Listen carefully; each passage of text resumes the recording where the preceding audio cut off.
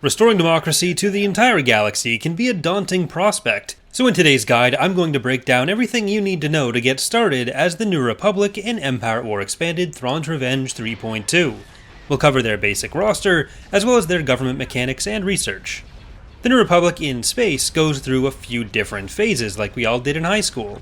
As one of the two main factions, it has a bit more breadth than what's available, but in each period it does have some more specific focuses. We'll begin with the starting roster of units in Era 1, and then go through the changes after that. At the beginning of the game, the New Republic isn't going to be getting most of its damage out of its capital ships. Instead, you're going to be relying a lot more on your fighters and bombers or small frigates for damage. With this focus, the New Republic has a carrier at most tiers. The Quasar has some weapons for basic defense, but you're pretty much just bringing it for the fighters and bombers, while the other carriers have a bit more power built into the ship itself. The Liberator is a good source of damage, while the Liberty is a good damage sink, especially with its durable shields and power to shields ability. The Home 1 type is more on that end of the spectrum, being a great damage sink. So on top of its carrier capabilities, the Home 1 type makes a good fleet centerpiece early on, but you don't just want to spam them.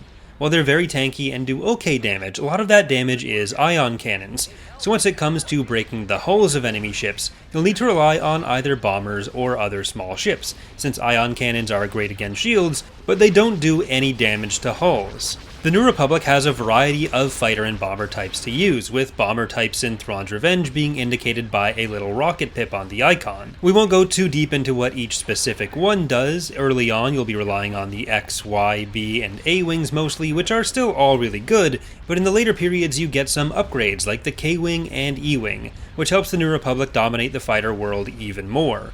Throughout the game though, you have a solid set of fighters and bombers.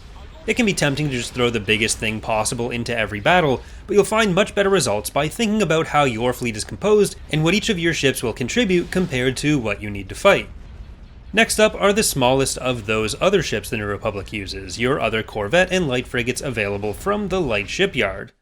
The New Republic has a ton of anti-fighter power distributed among many ships with laser cannons, so while they only have one dedicated anti-fighter ship, the CR-90 Corvette, at least in the early game, they are getting some anti-fighter damage from a lot of their fleet. The CR-90 can additionally use its point defense to shoot down incoming munitions. If you want more anti-ship corvettes, then you have two great options in the DP-20 and the Marauder.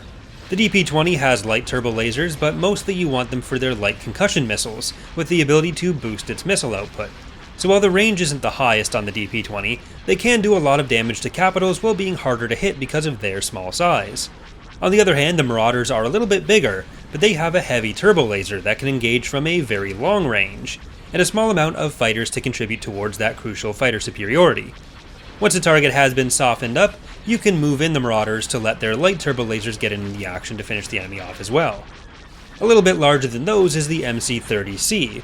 These are equipped with some anti-capital proton torpedoes and some medium turbo lasers in case they need to deal with smaller corvettes, but it also has some defensive light lasers for any fighters that get too close. Any of the ships we've mentioned so far pair really well with the Nebulon B, which comes in two versions. There's the more combat-oriented version, which has some light turbo lasers as well as some medium lasers. It even has some point defense and a small complement of both fighters and bombers, making it technically fit the definition of a carrier in the mod. The support version is a fleet tender which gives up a lot of the firepower and the fighters, but can repair nearby ships. With a few fleet tenders, you can really take advantage of the microbial strengths of smaller corvettes, while massively increasing their effective health pool, limiting the losses that you'd normally take while using that kind of small ship. Finally, they have another supportive frigate, the CC-7700E Interdictor. While you may want one for their ability to prevent enemy fleets from retreating, they also have a missile interference ability to mess with incoming guided projectiles, which can save you a lot of pain if you have one or two just positioned strategically within your fleets, covering any holes in your CR-90 or fighter screens. At the heavy shipyard level, there are three other options joining the MC-80 Liberty and Liberator carriers. The Dauntless is a bit like a non-carrier version of the Liberty, trading the fighters and some of the shields for more health and more direct DPS, though with the same type of medium turbo lasers and ion cannons as the Liberty has. They make good early tanks, adding to the tankiness with the same missile interference that Interdictor has, so if you're getting your fighters primarily through Quasars, a Dauntless goes well with that. If your smaller ships are more built for support or direct damage, or you just need more fighters in general, the Liberty may be a better choice than the Dauntless, which is where we get the famous saying, "Give me Liberty or give me Dauntless." The Assault Frigate and MC-40A each have different loadouts of anti-ship weaponry. The Assault Frigate is both quick and has heavy and light turbo lasers, which gives it a lot of versatility. The MC-40A's ion cannons and assault concussion missiles make them good at taking down the shields and then doing direct area of effect damage on hardpoint clusters, especially on larger ships. The power to shields ability that it has, and a high base shield regeneration rate, also makes it deceptively tanky. While the faction has a lot of versatility on the lower ends, they only have one early capital ship, the MC-80B. Like all Mon Calamari ships, it has great shields, plus the power to shields ability, and exclusively heavy weapons, meaning it gets full effectiveness at long ranges, and is great for punching up against larger capitals, though that does mean it will struggle to hit smaller targets, which is okay because you have so many of the other smaller ships able to do that. As other factions get larger battlecruisers or dreadnoughts, the MC-80B will always remain relevant and worth having one or two around. If you're feeling a little risky and want to expand the number of capital ship types you have available to fill different roles, the New Republic can also buy boarding shuttles. These can be deployed near enemy ships in battle, where you can activate their boarding ability to try to capture enemy ships at the cost of crew. If a ship is boardable, it will say so in its description. This is basically space Pokemon, since the more damage the ship is, the higher the chance of success. As the game goes on, the New Republic gets several opportunities to expand or swap out parts of its roster. The Bothan Assault Cruiser is a versatile heavy frigate with a wide range of weaponry, which dishes out one of the highest damage per population point in the mod. It can be researched at any time after Era 3 if Borsfalia is Chief of State.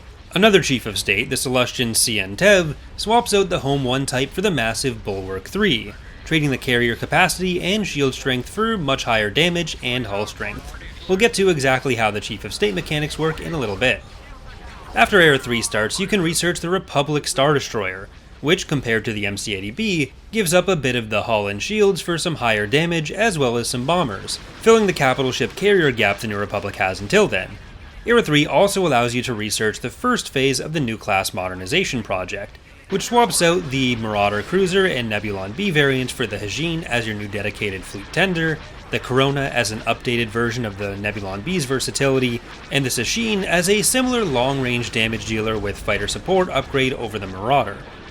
Era 4 automatically unlocks the new MC-90 capital ship, which, while it isn't low damage, really shines in the tankiness department.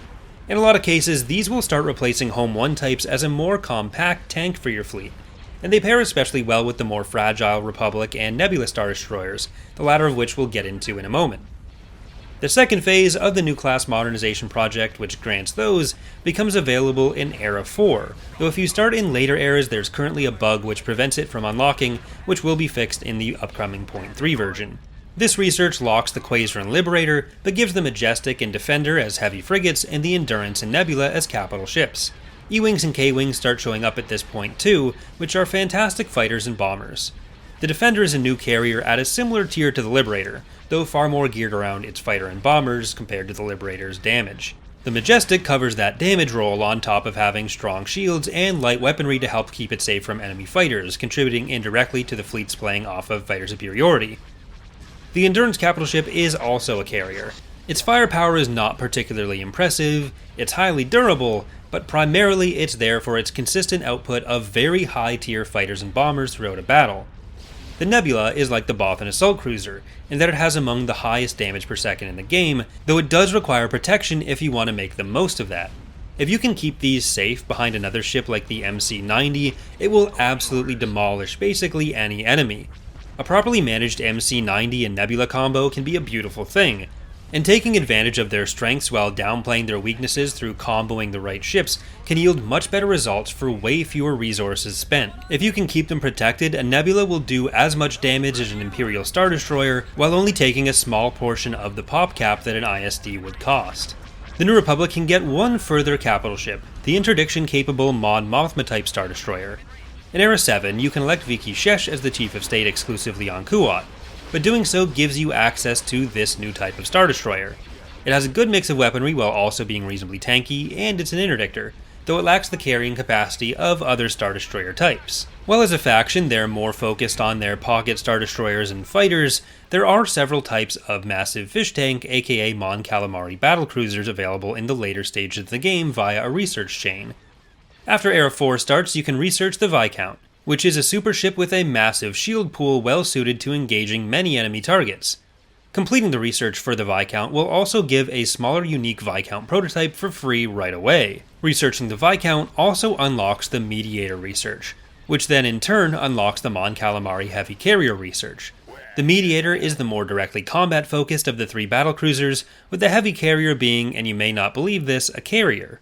Once you finish the Mediator research, you will no longer have access to Home 1 types or Sientev's Bulwark 3s. On the ground, the faction has a good mix of powerful infantry and hard-hitting mobile medium tanks. They have 2 main buildable infantry types, the Army Troopers and Marine Platoons, which get supplemented by additional more niche types from field bases. Army Trooper squads have enough rocket launchers to take out big scary AT-ATs, while the Marines have flamethrowers for cooking other infantry, especially once we get to the Killiks.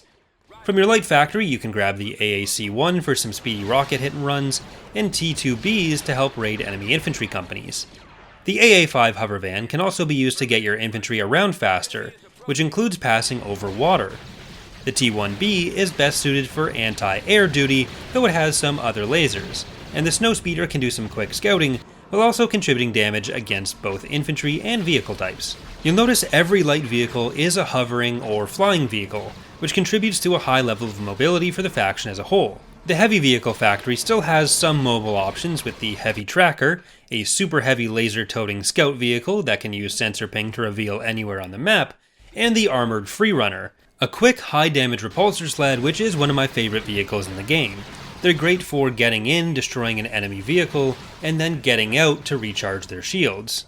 In the mobility department, they also get an aerial transport, the Gallifrey, allowing even quicker movement across even more terrain types, which is incredibly helpful for infantry-focused tactics.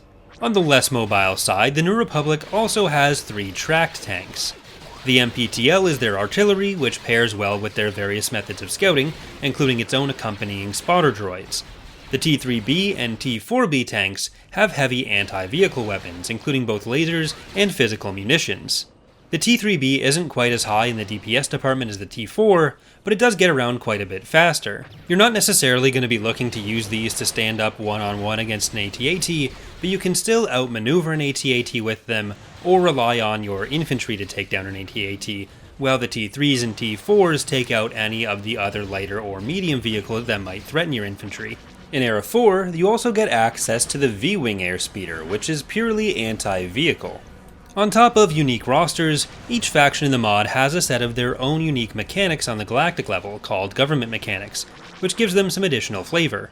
Information on these mechanics can be found by clicking on the government overview button on the galactic map to the left of the minimap. For the New Republic, these are currently the Command Staff and Chief of State mechanics. The Chief of State is the leader of the New Republic. You can select who you want to be the next Chief of State from the political options build menu. And then every 10 weeks, an election takes place, democratically chosen entirely by you. These characters all have their own unique bonuses, sometimes including new ship research or roster swaps like we've mentioned throughout the rest of the video, or other helpful elements like a universal discount on defensive structures. For this, I recommend reading their tooltips and seeing what makes sense for you at the time. Some of the Chief of State options like Leia and Gavrisim are also present in the game as standard heroes with their own personal bonuses. These heroes are not tied to the mechanic itself, so if those characters die in battle, they're treated as wounded and can still hold the office, though you'll no longer have them active on the map. The other New Republic government mechanic is the Command Staff mechanic. This lets you customize your hero roster as you go through the game. You'll have different amounts of slots available depending on the map, and from the political options build menu, you can hire heroes when you have an open slot on any planet you own, or you can fire them from their current location when you want to replace them. Right now, this mechanic covers your admirals. In the future, there will also be some ground commanders and a Jedi version of the mechanic. If one of those heroes dies, on top of narrowing the pool of options you'll also have to pay to reopen the slot. Sometimes, story events or research will add a new hero option, or even increase the number of slots with the Phase 2 new class research. Some characters even have multiple flagship options, which they can be swapped between at an appropriate shipyard level, like Garmbel Iblis. The holocron icon on the left side of the galactic screen has basically a full breakdown of research and story events, swaps, and that kind of information. So if you're looking for specific information on one of the characters, that's a good place to check. They're all full of super useful information on a number of categories. As the primary protagonist faction of the mod, the New Republic is present in a plethora of maps. If you're just learning the game, then the Thrawn campaign map is a great one to start with, as a one-on-one, evenly matched map between them and the Empire, though it does mean you'll have a more limited slice of the roster. On the progressive maps, the New Republic controls more territory the later the era you start with. If you choose to start on progressive maps in the default Era 1 start, you'll face a more fractured New Republic, but there's a few things you can do to make your life easier. First off, while Sullust, one of your main shipyards in the south, is surrounded, you can make some quick strikes to take out Ariadu's shipbuilding around them before they get rolling, and connect your territory back together. Since you have 3 different starting areas, it can be a lot to keep track of, so instead of trying to expand in every direction at once, I recommend choosing one area to focus on, and then only playing defensively in the others. Build up ion cannons and defensive structures to help you hold off attacks, but don't be afraid to sacrifice a planet or two if you have to. Your early efforts should ideally focus on eliminating the Ariado Authority, but from there you can either choose the usually simpler option of expanding around the Rim through Greater Maldrude to connect with Mon Calamari, or you can go for the richer but more heavily built up core. That can often be a bit trickier, but you can get your economy rolling faster with the richer core worlds. If you want to see some of these and other tips in action, I have several playthroughs as the New Republic here on the channel that you can check out, but I hope this has given you a more solid basis to start from in your own campaigns. There's a ton of different ways to play and different strengths or weaknesses to explore in all the ships, so keep trying different things and see what works best for you. Thanks for watching, and I hope to see you next time.